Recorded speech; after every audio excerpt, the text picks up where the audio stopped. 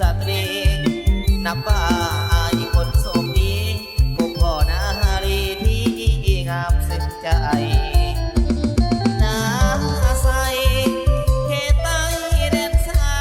ละวันอยากได้จอมขวัญมาอยู่เพียงจันทร์สร้างฝันรักอายสินค้า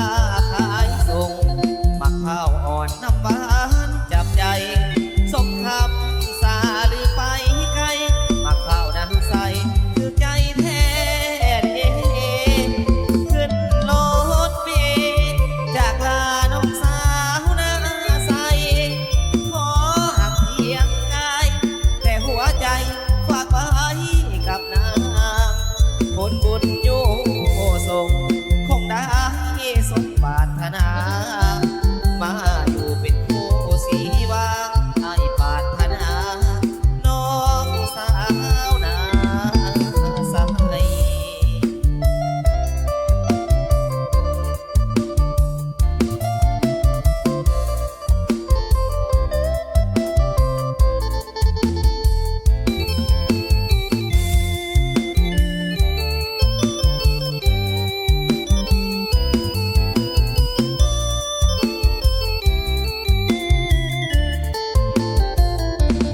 นา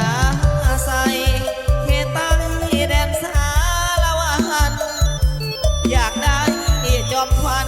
มาอยู่เวียงจันทร์สร้างฝันรักอายสินค้าขายส่ง